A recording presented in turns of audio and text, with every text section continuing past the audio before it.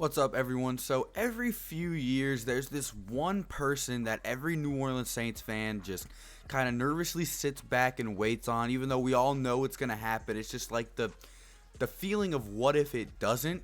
But we got it done. The second day of free agency, the tampering period, we re-signed Drew Brees to another contract. Really big news in my opinion. Anytime we do anything with Drew Brees, I think it's newsworthy. Sorry for being late on this upload. I was asleep when this happened, but the notifications woke me up after everybody was freaking out.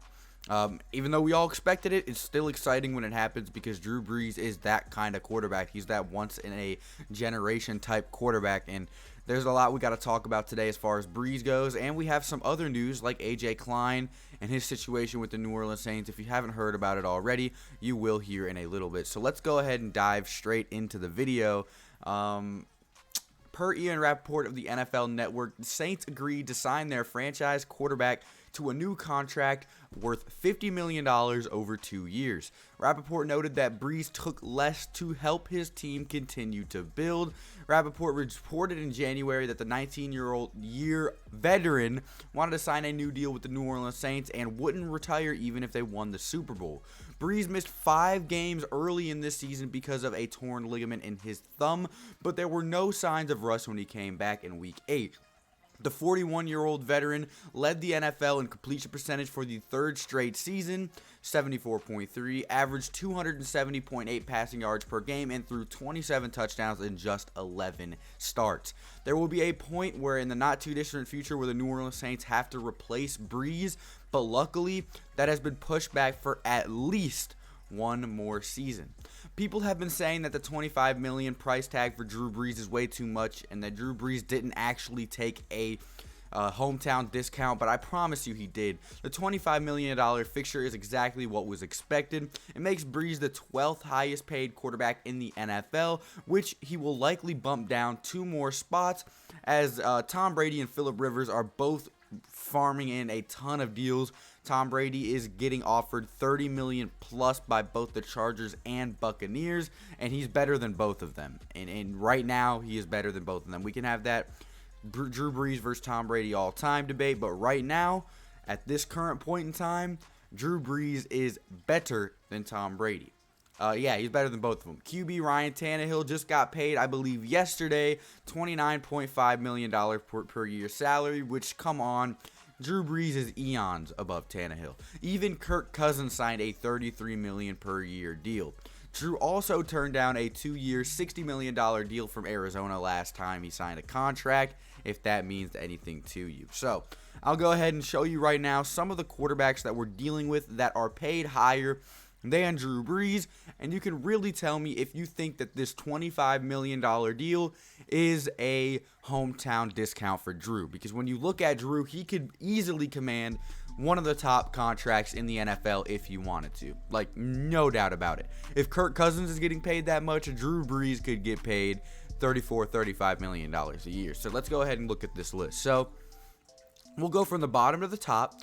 We'll go from top to bottom from players that are paid higher than Drew Brees. So we have Russell Wilson at $35 million per year, Ben Roethlisberger at $34 million per year, Aaron Rodgers at $33.5 million per year, Jared Goff at $33.5 million per year, Kirk Cousins at $33 million per year, Dak Prescott, $33 million per year, even though he's franchise tagged. Ryan Tannehill, $29.5 million per year, and even Jacoby Brissett at $27.9 million per year. So please stop saying Drew Brees is overpaid or he didn't take a hometown discount, because I promise you right now, he didn't. The current structure for Drew Brees' current contract has yet to be reported. When he signed last time, there were additional voidable years on his contract to lower the direct cap hit on this season, so I can only assume this will be implemented into his contract yet again.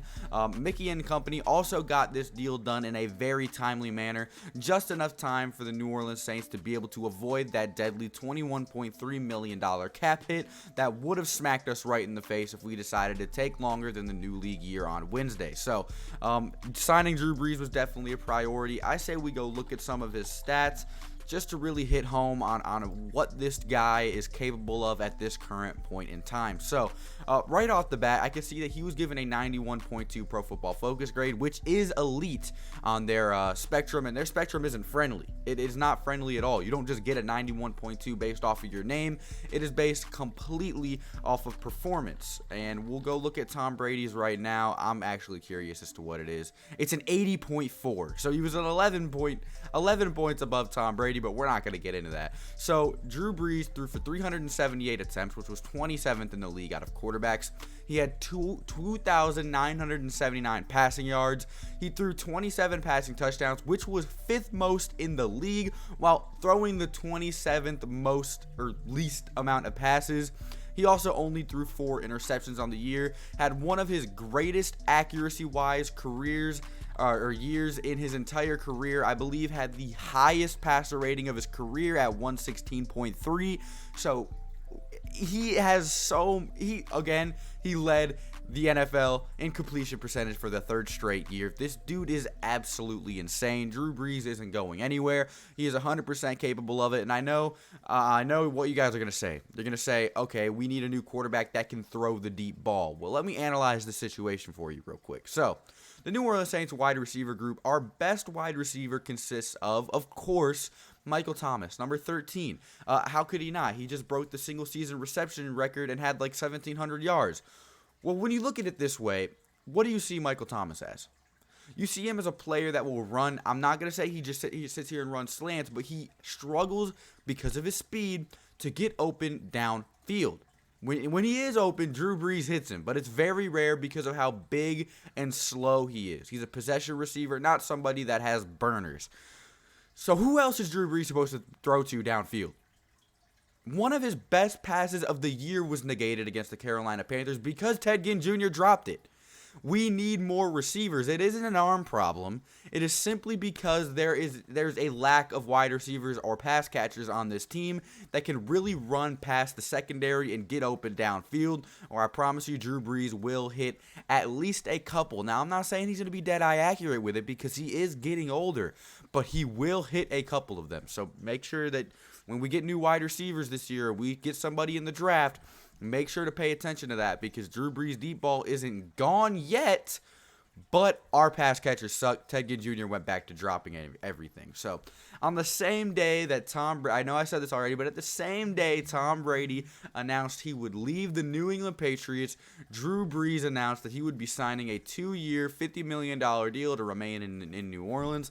That just shows character right there. That's all I want to say about that. So, yes, the New Orleans Saints re-signed Drew Brees, but we also have another tidbit of news to go over today, and that will be the departure of New Orleans Saints linebacker A.J. Klein. Now, a lot of people will think this isn't a big deal, which it isn't the greatest hit.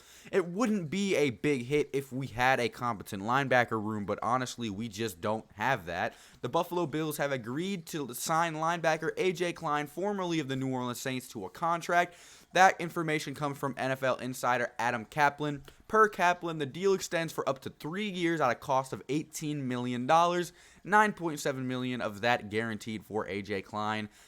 So this isn't that great of a deal, but I'm pretty sure A.J. Klein had like a 44 Pro Football Focus grade, and watching him in coverage made me want to gouge my eyes out. He would just get burnt. He did not understand coverage whatsoever. But regardless, it's one healthy man off of that linebacking core. Kiko will likely be out until midseason.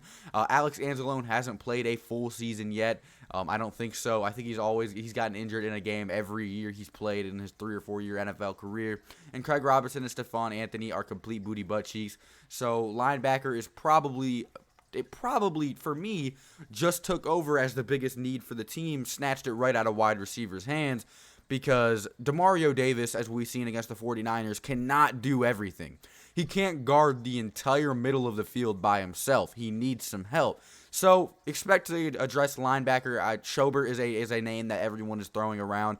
Expect the New Orleans Saints to address linebacker either in free agency or dabble in the draft and pick someone up early, because I'm telling you right now, it is a big need. So we still haven't gotten any news about any other undrafted or unsigned free agents of ours like Von Bell. But I will definitely keep you guys updated as soon as anything happens. Expect another free agency day 2 recap video tonight.